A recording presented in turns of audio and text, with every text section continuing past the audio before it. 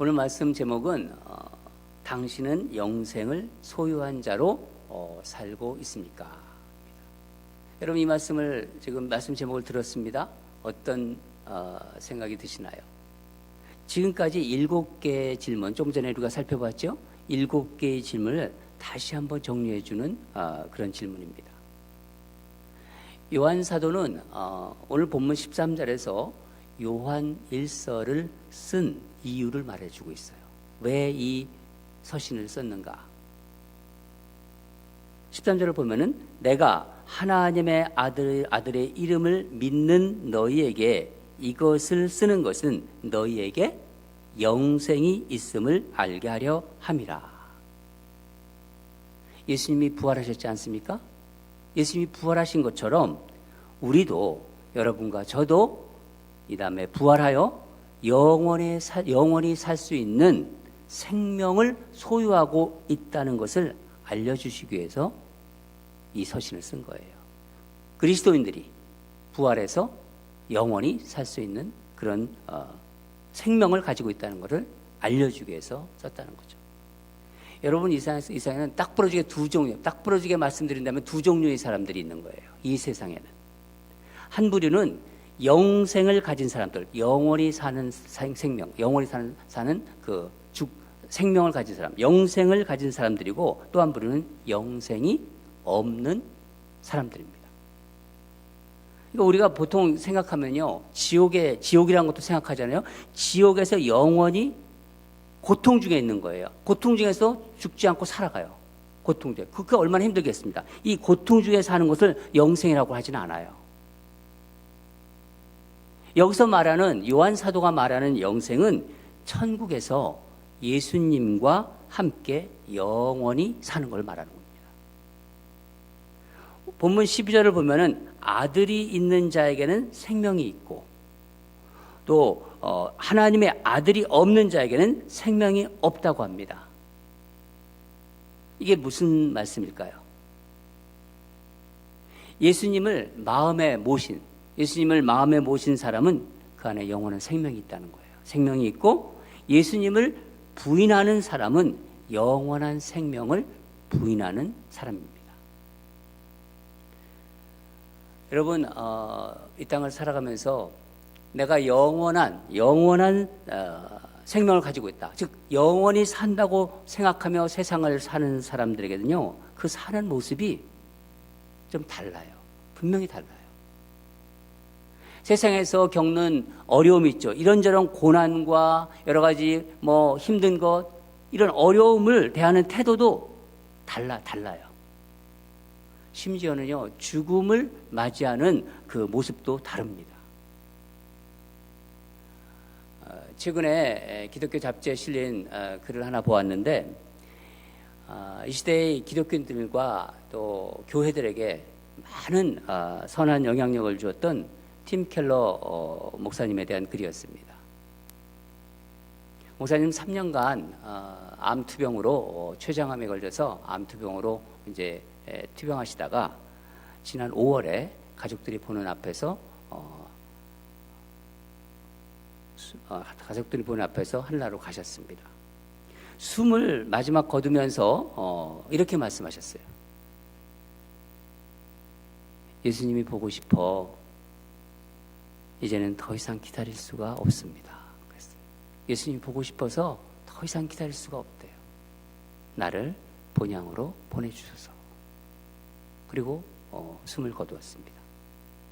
저는 이 기사를 읽으면서 영생을 소유한 사람이 이 세상을 떠나는 마지막 모습이 어떤지를 생각해 봤어요. 여러분, 영원한 생명을 가진 자에게서 보이는 뚜렷한 삶의 모습이 있어요. 요한 사도는 오늘 본문에서 그것을 말해주고 있습니다.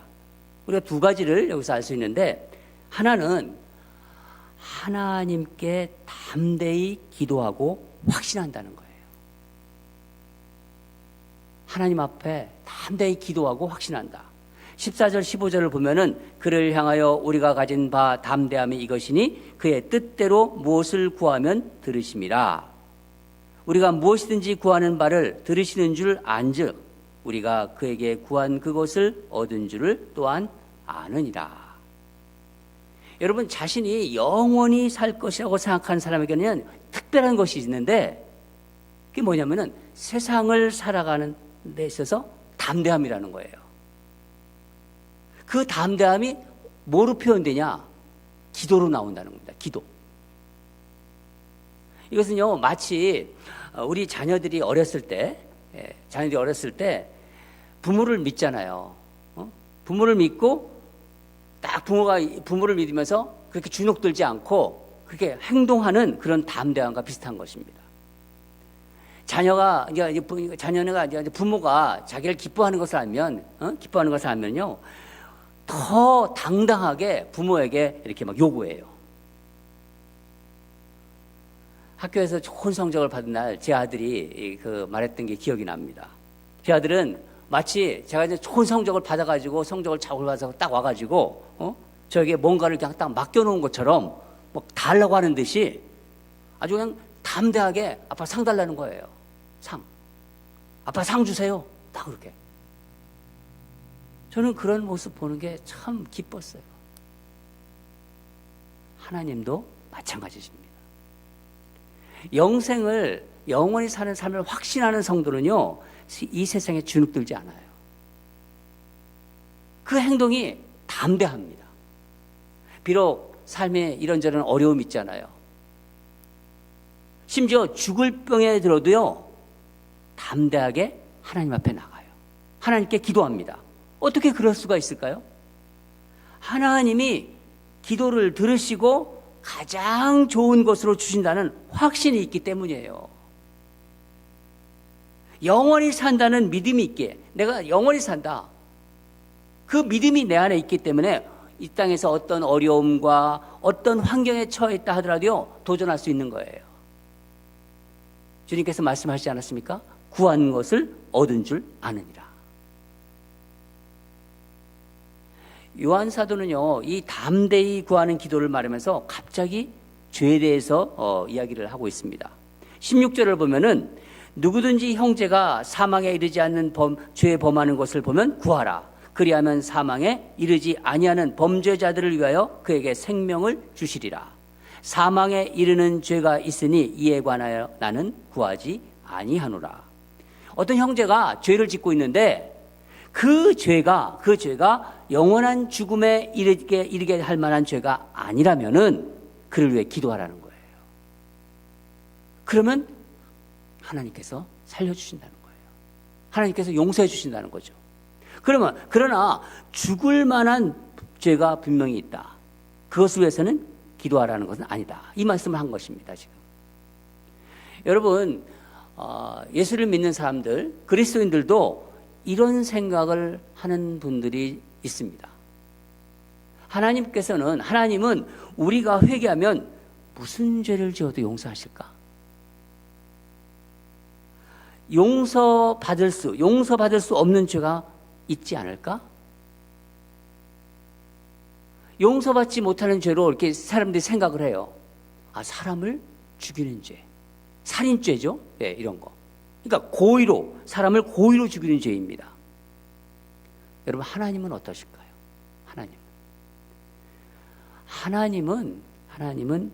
하나님께서 용서 못할 죄는 없어요. 사실 없어요. 하나님께서 용서 못할 죄는 없다는 거예요. 진심으로 회개하면은 죄 사함을 받습니다. 용서함을 받습니다. 정말 진심으로 회개하면. 그런데 요한 사도는 여기 사망에 이르는 죄라고 했어요. 이거는 영원한 죽음을 얘기하는 거예요. 이 영원한 죽음에 이르는 죄에 대해서는 구하지 말라고 지금 본문에서 말하고 있습니다. 용서하지 못하시는 죄가 있다고 얘기하는 거예요. 아무리 기도해도 용서받을 수 없는 죄라는 겁니다. 어떤 죄일까요, 여러분? 아니, 생각해 보세요. 예수님이 우리 죄를 다 짊어지시고 십자가에서 죽으셨는데, 아니, 무슨 용서받지 못할 죄가 있다는 건가요? 예수님께서 말씀해 주셨어요.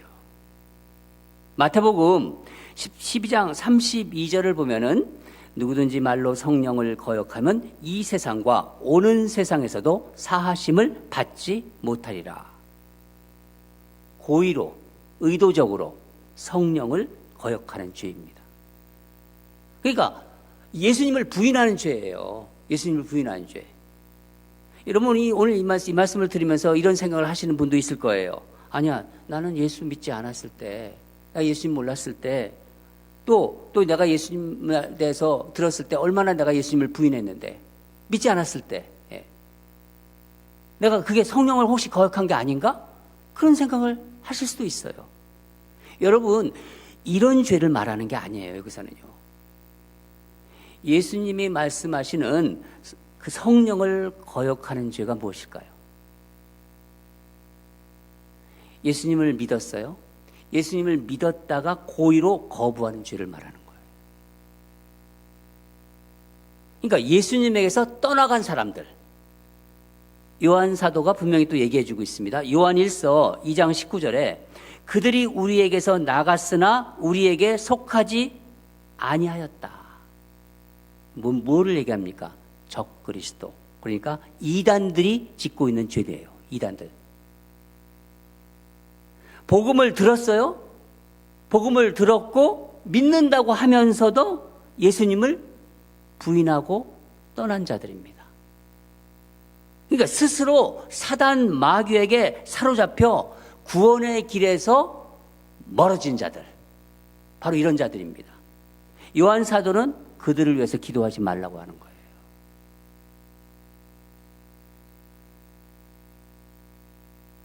성도들을 보면요, 여러 가지 생각을 해요. 이런 질문을 또 하시는 분도 있어요. 나는 예수 믿었어? 나는 예수 믿고 난 후에도 말씀대로 내가 살지 못하는 게 너무 많아? 혹시 성령을 거역하고 있는 게 아닌가? 이런 또 불안한 마음을 가지고 있는 분도 있어요. 여러분, 그거는요, 믿음이 연약한 거예요. 오히려 성령님께서 깨닫게 해주시는 거예요. 여러분, 가장 큰 죄는 복음을 믿는다면서 예수를 대적하고 성령을 거역하는 것입니다. 그 죄입니다.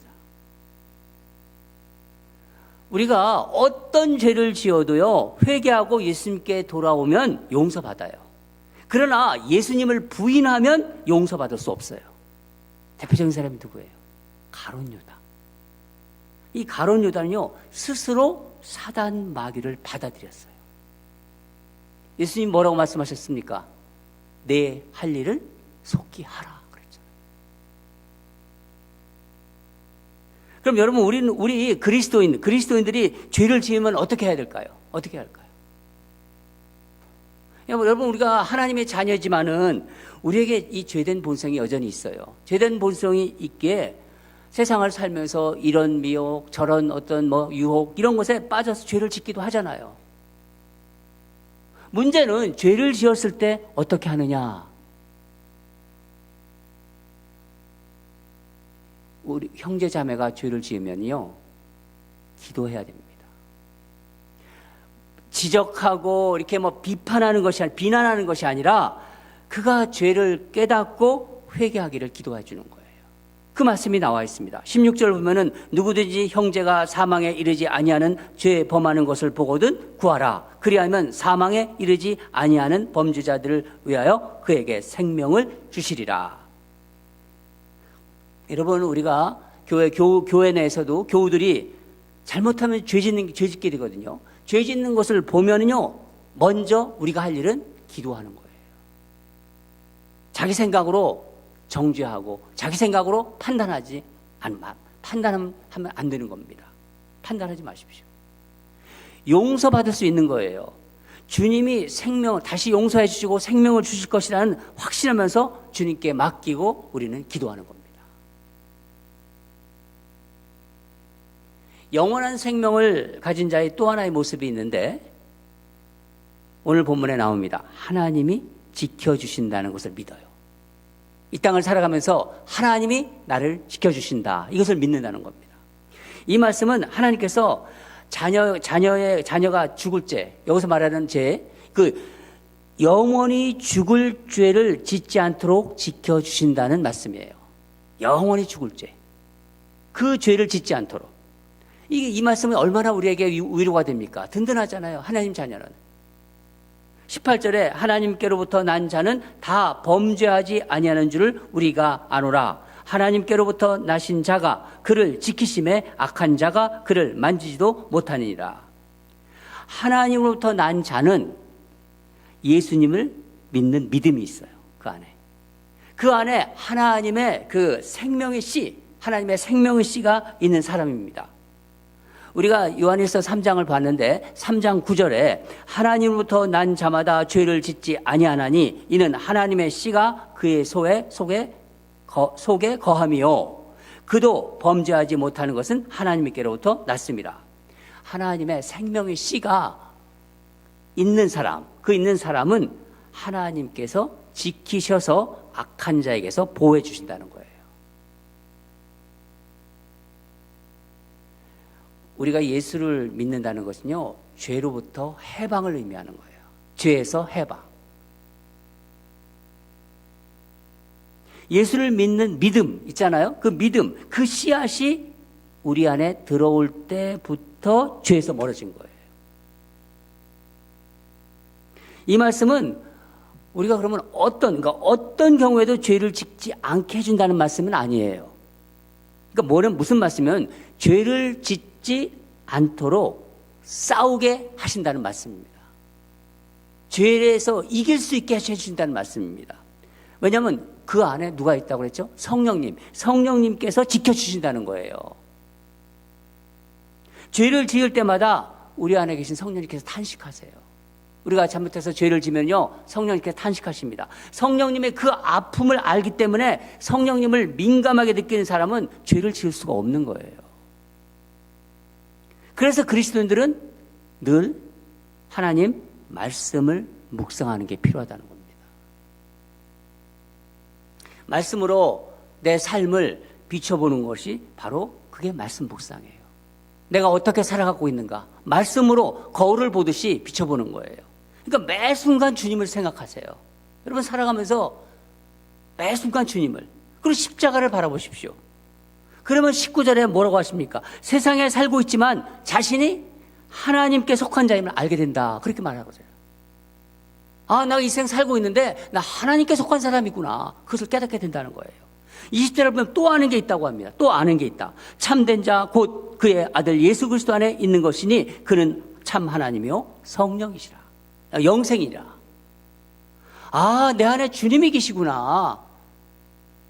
내가 몰랐는데 주님이 계시구나. 영원한 생명을 소유한 자라는 것을 알게 된다는 거예요. 살아가면서 이런 일 저런 일을 하면서 정말 주님을 생각하십시오. 무슨 일을 할 때마다 주님을 생각하십시오. 우리 이런 질문에 스스로 익숙해졌으면 좋겠어요. 어떤 질문, 내게 익숙한 질문. 아침에 딱 일어나잖아요. 눈을 뜨잖아요. 내가 말씀 보았나? 그게 먼저 생각났으면 좋겠어요. 내가 말씀, 우리 생명의 삶 말씀 보지 않습니까? 우리 말씀 보았나? 아니, 내가 기도했나? 밥을 먹을 때도, 아침밥을 먹을 때도, 아니, 내가 기도하고 밥 먹었나? 이게 생각났으면 좋겠어요. 이런 질문에 익숙했으면 좋겠습니다. 누구를 만나잖아요? 누구를 만날 때도 예수님을 먼저 생각하십시오. 모든 일에 예수님을 생각하며 살아가시길 바랍니다. 내 삶이 그렇게 변하면은요, 영생이신 예수님이 함께 계신 것을 내가 알게 돼요. 경험하게 돼요. 예수님이, 나를 붙잡고 있구나. 나를 붙잡고 계신 그것을 깨닫게 됩니다. 그러니까, 감히 사단 마귀가 건드릴 수가 없지요. 예수님이 붙잡고 있는데, 그 말씀을 지금 하고 있는 거예요. 18절, 악한 자가 그를 만지지도 못하니라. 해하지 못한다는 거예요. 얼마나 든든합니까?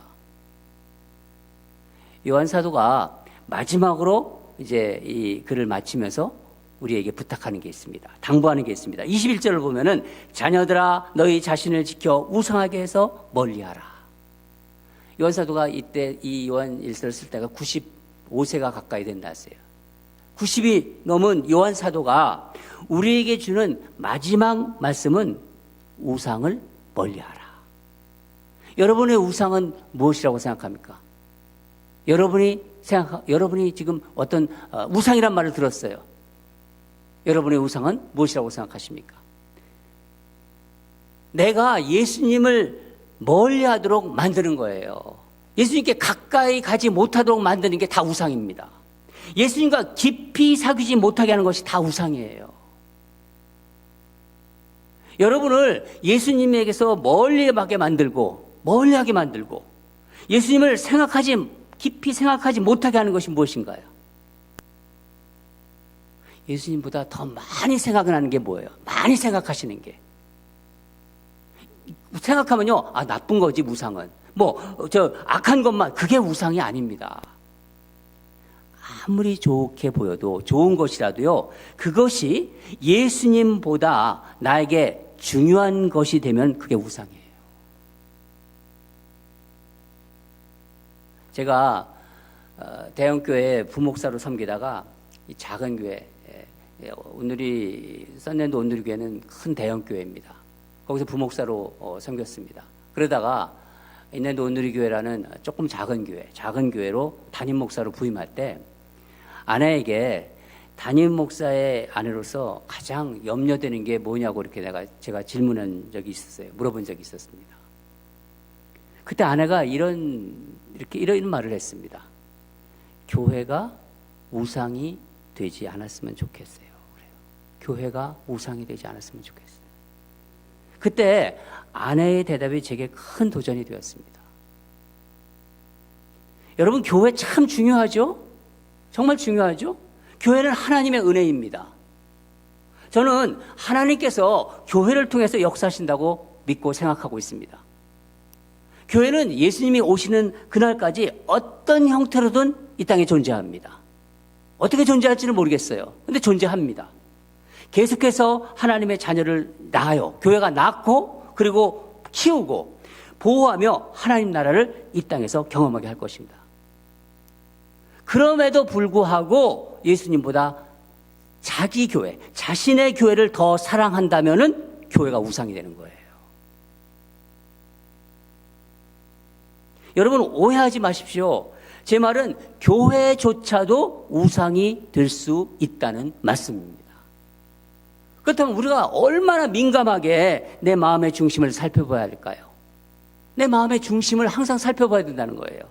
생각해 보세요.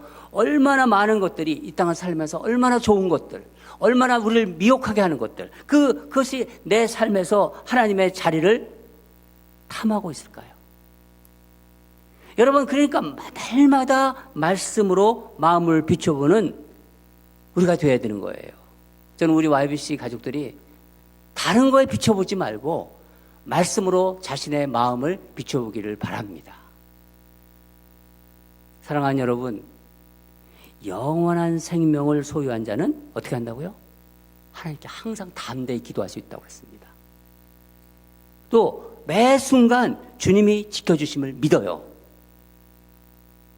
그게 특징입니다. 말씀으로 자신의 마음을 비추면서 우상에서 멀리합니다. 우상을 멀리합니다. 저는 우리 YBC 가족들이 모두 그런 자들이 되기를 주님의 이름으로 축원합니다. 다 같이 기도하겠습니다. 하나님 감사합니다. 오늘 요한사도가 주시는 사랑의 말씀 시리즈 마지막 말씀을 전하면서 주님이 주신 말씀을 마음에 담습니다. 영생을 가진 자가 이 땅을 어떻게 살아가야 되는지 분명하게 말씀해 주심에 감사드립니다. 늘 하나님 앞에 담대하게 기도하는 우리가 되게 하여 주시옵소서. 영원히 사는데 왜 담대하게 기도하지 못하겠습니까? 하나님 아버지, 주님이 주시는 그 마음으로 늘 하나님 앞에 당당히 기도하는 우리들이 되게 하여 주시옵소서. 아버지 하나님, 매 순간 주님께서 나를 지켜주신다고 믿음을 확신을 갖는 우리들이 되기를 원합니다. 우리 자신을 항상 하나님 말씀으로 비추어 보면서 우상을 멀리하기를 소원합니다. 이번 한 주도 많은 일들이 있을 겁니다. 하나님, 영생을 가진 자로 그렇게 당당하게 살아가는 우리 YBC 가족들이 되게 하여 주시옵소서.